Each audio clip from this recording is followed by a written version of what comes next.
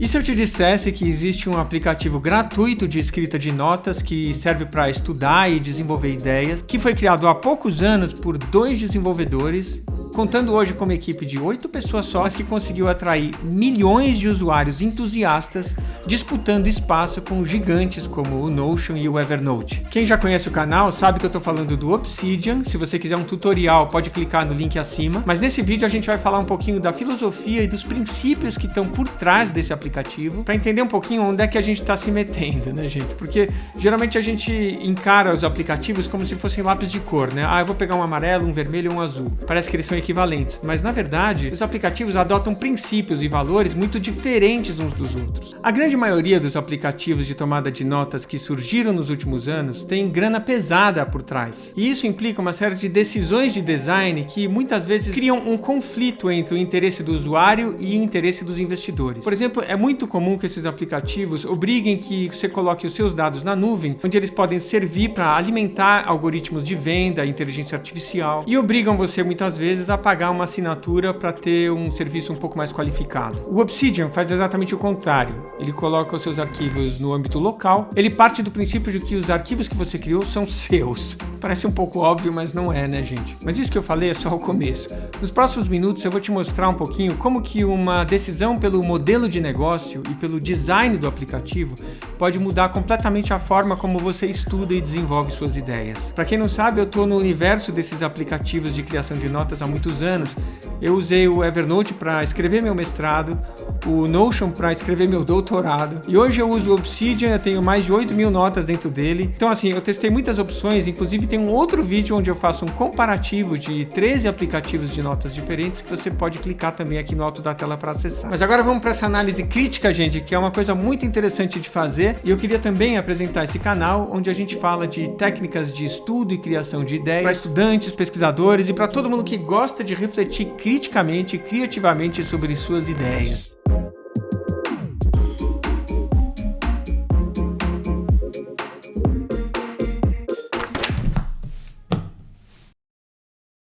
Então, para começar a falar um pouquinho de história, essa aqui é a equipe do Obsidian hoje. Vocês podem ver que são 8 pessoas mais um gato. O Obsidian foi lançado em 30 de março de 2020 e os criadores principais são a Erica Xu, né, e o Shida Lee, que estão aí no começo da lista. Eles se definem como empreendedores com princípios. A gente sabe o que significa isso, né, gente? Quer dizer, são desenvolvedores que escolheram não se envolver com aquela grana altamente volátil do Vale do Silício, porque o que acontece hoje em dia com a maioria dos programas é isso, né? Você tem uma injeção pesada de capital, o chamado Venture Capital, ou capital de risco, onde os investidores aportam uma quantidade enorme de grana esperando obter 3, 5, 10 vezes mais o investido. E aí uma estratégia comum é você subsidiar o app nos primeiros anos, pensando num horizonte de 5 anos para retorno, e no final desse período você tem uma base fidelizada de usuários, muitas vezes controlando o acesso desses usuários aos dados que eles mesmos criaram, e é daí que vem a explicação do porquê que a grande maioria das startups vão à falência, ou seja, ou elas crescem ou elas vão à falência. E os desenvolvedores do Obsidian, assim como vários outros aplicativos que têm surgido nessa onda, dizem eles mesmos que uma maneira mais divertida de trabalhar é essa, onde você tem uma equipe pequena que pode hoje contar com uma tecnologia que não tinha há pouco tempo atrás e que está fazendo surgir esse tipo de aplicativo mais independente, que tem um foco maior na autonomia e na soberania do usuário. A gente já vai ver o que é isso daqui a pouquinho. Um detalhe é que a gente não está falando de um aplicativo que é open source, né? Como se fala, quer dizer, de código aberto, onde o controle também do que o aplicativo está distribuído por diferentes desenvolvedores. Isso também é uma possibilidade, né? Eu acho que vale a pena citar aqui o Logsec como uma referência anterior ainda ao Obsidian, que tem uma base de usuários menor, mas que é de código aberto e não cobra absolutamente nada de ninguém. Mas o que acontece também é que muitas vezes esses aplicativos de código aberto são um pouquinho mais frágeis, no sentido de que não conseguem nem sustentar uma equipe para garantir que o aplicativo vá funcionar bem durante um bom par de anos, vai. Mas também é uma possibilidade, é claro, né? O Obsidian, na verdade, ele ganha dinheiro com 2 plugins que fazem coisas específicas para quem quer pagar esse preço, né?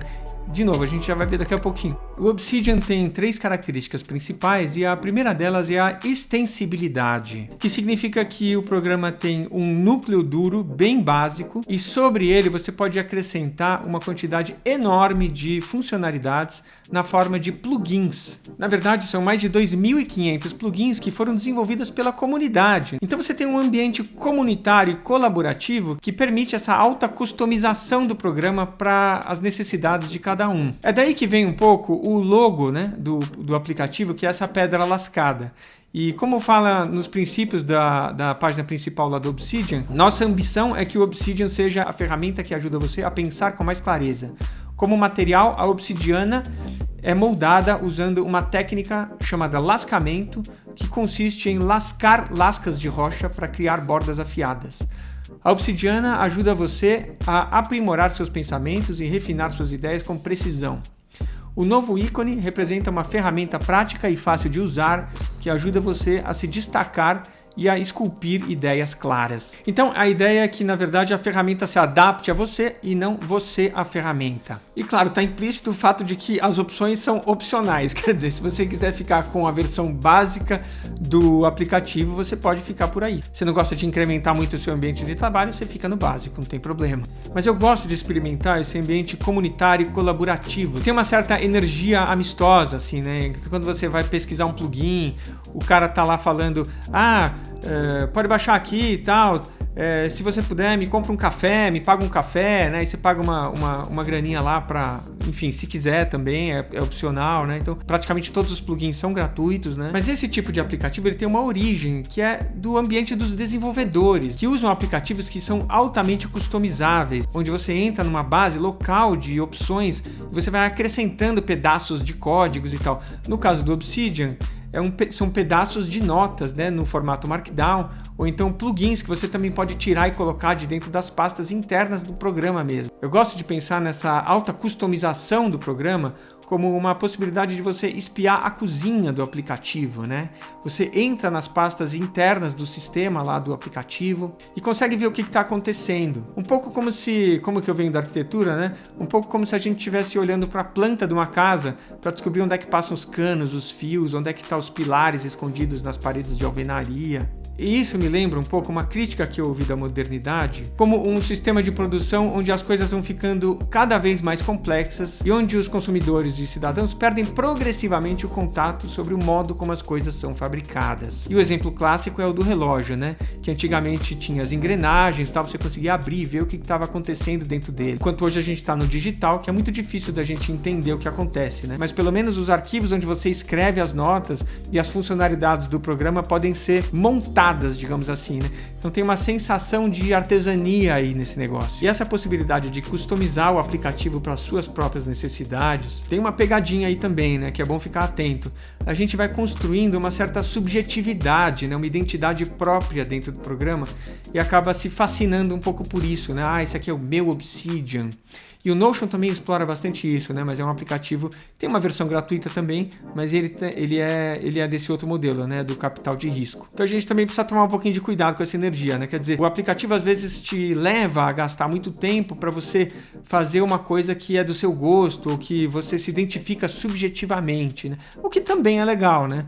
Só precisa ser medido em termos de tempo e energia que você quer gastar nesse processo. O segundo princípio onde o Obsidian está baseado é a questão da durabilidade, a longevidade das suas notas. E eu começo falando uma frase curiosa do Kepano, que é o diretor do aplicativo hoje. Se você deseja que sua escrita ainda possa ser lida em um computador da década de 2060 ou 2160, é importante que suas anotações possam ser lidas em um computador da década de 1960. É por isso que o Obsidian usa o formato de arquivo .md, né, Markdown, sobre o qual eu já falei em outro vídeo. Se você quiser também saber, tem um outro link aqui em cima para você se informar melhor. Mas é basicamente um arquivo simples de texto que pode ser aberto por qualquer editor de texto do seu computador e que também podia ser aberto em 1960 pela tecnologia da época. E continuando a citar o Kepano, ele diz que é uma ilusão achar que o Obsidian ou qualquer outro aplicativo vai durar para sempre. A gente precisa aceitar que todo software é efêmero e que, portanto, o que mais importa são os seus arquivos e não os seus aplicativos. Por isso que os arquivos Markdown podem ser abertos não só pelo Obsidian, mas também por outros aplicativos,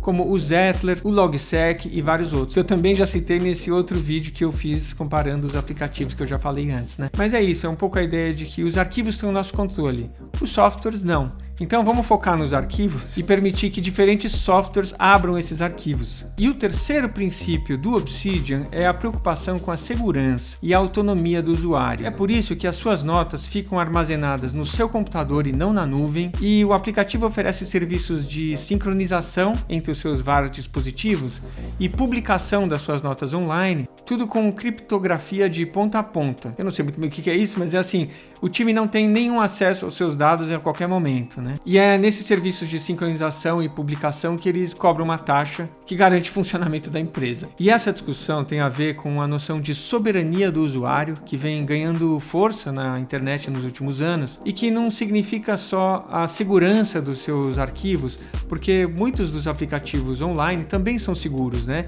São até mais seguros porque quando você paga um aplicativo para colocar suas informações na nuvem, eles ficam gravados em diferentes lugares do mundo. Embora os especialistas de segurança digam que isso não é bem um backup, ele funciona como um backup para muita gente. E a possibilidade de você perder esses arquivos na nuvem quando paga um serviço desses como o Notion e o Evernote é baixa. Só que quando a gente começa a falar em soberania, significa que o usuário tem que ter o controle pleno, direto e independente dos próprios arquivos, sem passar por uma empresa que terceiriza e vende esse serviço de armazenamento na nuvem, sem passar por assinaturas para poder manter as notas que você mesmo criou, com possibilidade de fazer backup autônomo e de exportar as suas notas para outros aplicativos quando você bem entender. E não foi nada do que aconteceu com muita gente, e na minha experiência pessoal eu tive muitos problemas para exportar os milhares de notas que eu tinha no Evernote para o Notion, porque as notas não vêm redondinhas, tem links que vêm quebrados, aí você precisa ficar consertando isso e você só consegue fazer até certo ponto. E quando eu tentei exportar as minhas notas do Notion para o Obsidian, foi uma dor de cabeça ainda maior, apesar de que se você for no site, eles afirmam explicitamente que os dados são seus, que você pode abaixar a qualquer momento, mas é claro que eu não consegui. O suporte deles demorou dias para dar uma solução satisfatória, ficou me enrolando, dizendo que estava tentando e na verdade sabia que não ia dar certo. Quando você exporta, vem com vários links quebrados, o próprio título das notas vem alterado de propósito para você não conseguir fazer as ligações internas entre as anotações. Arquivos com mais de 100 megas não são exportados, e aí eu tentei fazer essa exportação com a ajuda de um script de Python que um amigo meu desenvolvedor me ajudou a fazer, mas não deu certo. E como eu já contei em outro vídeo, eu tive a sorte de ser cobaia de um desenvolvedor inglês que estava fazendo um serviço para conseguir migrar as notas do Notion para outros aplicativos. E mesmo assim, as notas chegaram no Obsidian com alguns problemas que eu tive que ficar corrigindo ali, né? Então é isso, né, gente? Você fica um pouco exposto à política dessas empresas, você fica exposto a elas fecharem de uma hora para outra, mudarem os preços que estão cobrando, né? Os 3 princípios que eu falei fazem parte do manifesto do Obsidian, que está numa página oficial, com o link que eu vou colocar aqui na descrição se você quiser consultar. Mas dá para falar também em outras 2 características principais do aplicativo que distinguem ele dos outros que tem por aí. Então eu vou falar de um 4º ponto, que é a questão da conectividade, porque o Obsidian foi criado desde o início para facilitar a conexão entre as suas notas, o que te permite criar uma espécie de Wikipédia, né, que pode ser infinitamente expansível, fazendo relações entre assuntos que muitas vezes não têm relação uns com os outros, né, tipo matemática com culinária. Pode parecer uma coisa banal, mas na verdade toda a internet está fundada em cima da possibilidade de relacionar páginas diferentes. E a maneira como você consegue fazer isso no Obsidian é muito rápida, né? É só usar os duplos colchetes e você consegue criar uma relação com muita facilidade. E por último vem questões de performance e velocidade, porque o Obsidian realmente é um aplicativo que te permite acessar com muita rapidez, fazer buscas dentro dele, né? Encontrar palavras muito rapidamente. E isso, claro, tem a ver com o fato de que a maior parte das notas são textos e estão armazenadas no seu computador e não na nuvem, mas não só, tem a ver também com o esforço contínuo dos desenvolvedores de garantir que o aplicativo abre e funciona com grande velocidade. Porque é claro, conforme os aplicativos vão ganhando versões e mais funcionalidades, eles tendem a ficar mais robustos, um pouco mais lentos, né? Então isso exige um trabalho de revisão do código, né, para otimizar o funcionamento. O mecanismo de busca é realmente um dos mais poderosos que tem e eu consigo encontrar muito rapidamente tudo que eu preciso. Em contraste, você tem o Notion, onde as informações, imagens, arquivos estão todos na nuvem e sempre demora 1 ou 2 segundinhos para ir de uma página para outra, que às vezes é um pouco irritante, mas também o mecanismo de busca muitas vezes não reconhece certas palavras e eu não sei porquê, mas isso para quem trabalha com pesquisa ou precisa ter um conhecimento rigoroso do que você já escreveu é terrível, né, gente? Porque imagina, você faz uma busca lá e você não tem certeza se o programa achou tudo que precisava ou não, né? E a questão da velocidade não é só quantitativa, né? Porque ela muda também a qualidade da relação que a gente tem com os nossos pensamentos. A gente sabe que a gente pensa muito rápido e essa possibilidade de abrir uma nota rapidamente para registrar ideias passageiras realmente faz a gente ter até ideias novas, né? É engraçado isso, eu não sei explicar porquê. E agora, como nem tudo são flores, né? A gente precisa falar também das limitações. Porque muitas vezes os designers estão lidando com relações de troca entre coisas, né? Não dá para colocar todas as coisas boas no mesmo cesto. Então, por exemplo, quando você decide que você vai colocar todos os arquivos de trabalho no seu computador, fica difícil oferecer a possibilidade de edição coletiva ou colaborativa das notas na nuvem. É por isso que o Obsidian muitas vezes é para uso pessoal mesmo, mas a coisa está mudando também, né? Hoje, se a gente der uma olhada no Roadmap, que é uma espécie de trajetória e previsão dos plugins que vão ser acrescentados em breve, tem uma previsão para a possibilidade de edição colaborativa. Mas é bem possível que não seja uma colaboração tão extensiva quanto acontece nos aplicativos como o Notion, o Google Docs, né? Outro problema é que quando você permite que uma enorme comunidade crie plugins, alguns deles vão ter alguns bugs, alguns probleminhas e tal. Então, muitas vezes a gente instala um plugin e encontra uma falta de atualização aqui, uma coisinha ali, mas se a gente fica com os plugins mais baixados e mais usados, com atualizações recentes, esses problemas são mínimos. Outra dificuldade também é que, como a gente não tem os nossos arquivos na nuvem garantidos por AWS e outros servidores, a gente precisa cuidar da forma como vai fazer o backup. E aí existem algumas possibilidades, claro, mas o programa não te dá isso automaticamente, né? E por fim, como as notas são baseadas em arquivos simples de texto, Markdown, o Obsidian não é o melhor lugar para lidar com imagens, apesar que dá para você colocar imagens nas notas, mas você não consegue, por exemplo, diagramar elas, mudar muito o tamanho, dá para mudar um pouquinho o tamanho, mas não muito. Obsidian também tem opções muito simples de tabelas ou gráficos também. A formatação de texto em 2 colunas, por exemplo, também não é muito fácil de fazer, é meio limitada, né? Então é isso, são decisões de design, né? Onde para você favorecer a privacidade, você dificulta a colaboração online e assim por diante. Eu queria te convidar para escrever nos comentários o que você achou desse vídeo, qual a sua opinião sobre essa análise crítica que a gente fez. Queria te convidar a se inscrever no canal, porque aqui a gente vai falar ainda muito do Obsidian. E para você saber mais sobre o Markdown, eu recomendo você dar uma olhada no vídeo que está aparecendo aqui agora. E agora só falta colocar essas ideias aí que a gente falou todas em prática.